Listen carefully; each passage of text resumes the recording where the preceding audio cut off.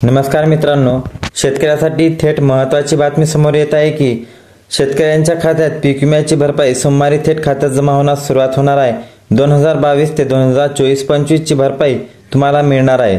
संपूर्ण माहिती काय आहे आपण या व्हिडिओमध्ये आढावा घेणार आहोत, तरी व्हिडिओ हा शेवटपर्यंत नक्की बघा।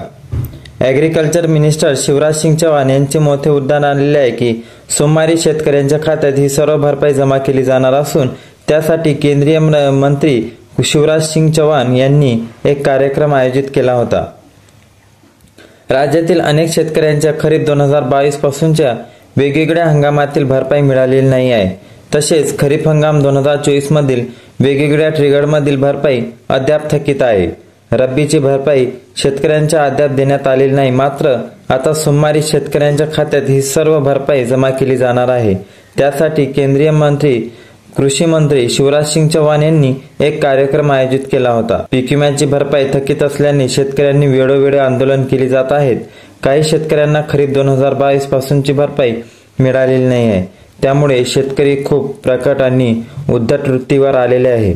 वेगवेगळ्या हंगामातील भरपाई काही कारणास्तव कंपन्यांनी दिलेली नव्हती, यामुळे तसेच की राज्यातील सर्व शेतकरी नाराजी व्यक्त करत होते।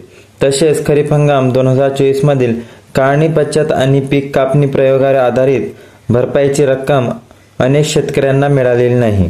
राज्य आणि केंद्र सरकारने विमा कंपन्यांना आवश्यक विमा हप्ता आणि अनुदान देऊनही कंपन्यांनी शेतकऱ्यांची भरपाई दिली नाही, यामुळे शेतकऱ्यांमध्ये रोष निर्माण झाला होता। राज्य सरकारने आपल्या हिस्साचा विमा हप्ता न दिल्याने विमा कंपन्यांना जुलैपर्यंत शेतकऱ्यांची भरपाई थकीत ठेवली होती, पण राज्याने आता हप्ता जुलैमध्ये दिल्यानंतरही कंपन्यांची भरपाई दिली नाही।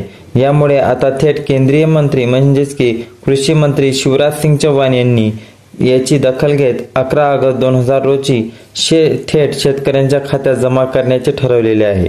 सोमवारी राजस्थानातील झुंझुनू येथे कार्यक्रमात आयोजित केले आहे। या कार्यक्रमास केंद्रीय मंत्री कृषी मंत्री व शेतकरी कल्याण मंत्री शिवराज सिंग चौहान आणि राजस्थानचे मुख्यमंत्री भजनलाल शर्मा उपस्थित राहणार आहेत। यासाठी केंद्र शासनाने विमा कंपन्यांसाठी खास सूचना दिल्या आहेत। या विमा दाव्याची रक्कम मंजूर करणे, दाव्याची तयारी ठेवणे, तसेच थेट खात्यात पैसे जमा करण्यासाठी दाव्यावर डिजिटल स्वाक्षरी करणे याचा समावेश आहे।